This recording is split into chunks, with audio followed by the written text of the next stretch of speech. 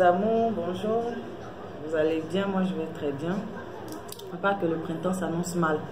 Je suis un peu, j'ai un peu la gorge qui gratte, tout ça, ça me fatigue.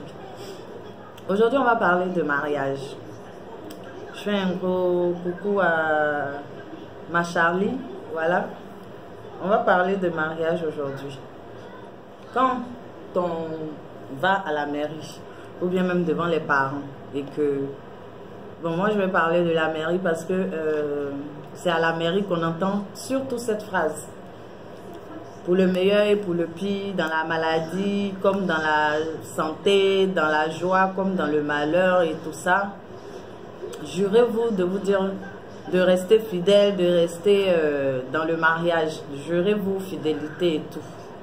Et les deux protagonistes, moi je dis protagonisme parce que, excusez-moi, parce que c'est un contrat, le mariage, c'est un contrat, le mariage c'est deux familles qui signent un contrat pour rester ensemble. On va dire quoi, séparation de biens, communauté de biens et tout ça. Quand on dit pour le meilleur et pour le pire là-haut, c'est quoi? Est-ce que le maire ne peut pas donner le degré de pire? Parce que pire là, c'est deux choses, il y a deux choses différentes. Hein? Il y a pire où peut-être le gars il travaillait et puis il est tombé, il n'a plus rien. Ça c'est un pire. Il y a autre pire où le gars te trompe et puis tu veux parler, comme c'est lui qui a force que toi, il te frappe pour mettre dessus. Il te blesse tous les jours. Il casse ton pied, il casse ton bras. Tu es toujours à l'hôpital en train de le défendre parce que tu ne vas pas aller dire que ton mari te frappe. Hein? Tu es obligé de le défendre à chaque fois pour dire que oui, je suis tombée dans les escaliers, c'est un accident, je me suis pris la porte et tout. Donc, c'est quel pire?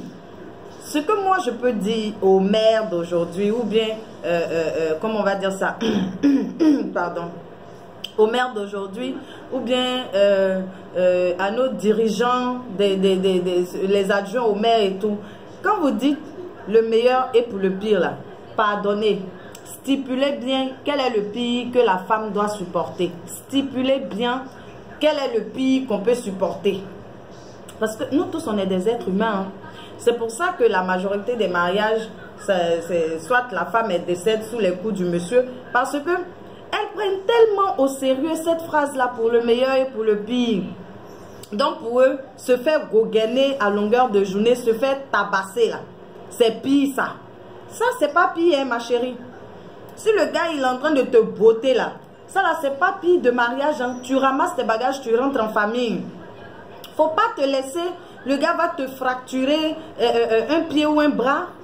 On va dire que non, c'est pire. Tu vas partir chez tes parents, les parents vont dire non, faut supporter le... Non, non, non, je suis désolée, on supporte quoi?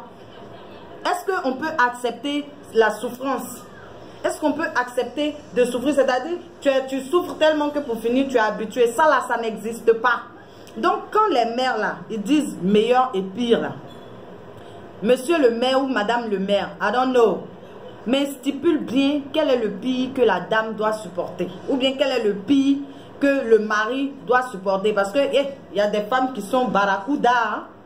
Tu t'amusais, va te déplacer, tes dentées même, déplacer ta mâchoire. Donc, qu'on stipule bien, c'est de quel pire on parle. Ça, c'est mon message de ce matin.